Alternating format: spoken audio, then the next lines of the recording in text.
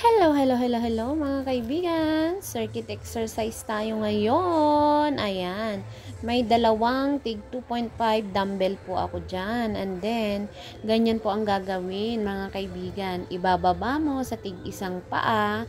And then, kukunin mo na naman na tig isa. And then, ibababa mo na naman. Diba? Ganyan po siya. Ang exercise na to mga kaibigan ay para po sa ating legs and glutes. Ayan. Glutes exercise yan mga kaibigan na may kasamang exercise dito po sa ating belly. Ayan. Belly part. And gagawin ko yun mga kaibigan ng 12 times. Ayan.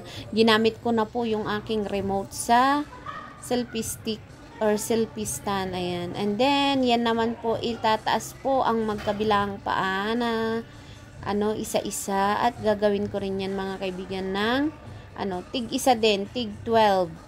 12 na taas ng isa, 12 na taas din ng isa. Kaya bali, 24 counts. Yan mga kaibigan. Ayan. Ito po ang aking first set. And then, second set naman, ayan na naman mga kaibigan, gagawa na naman tayo ng 12 bilang. Ayan. Balitig 12 yan mga kaibigan. 12 taas baba ng dumbbell.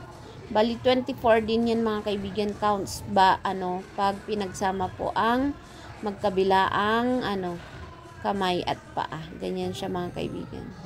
And then ito na naman, di ba? 24 counts na naman po ito mga kaibigan.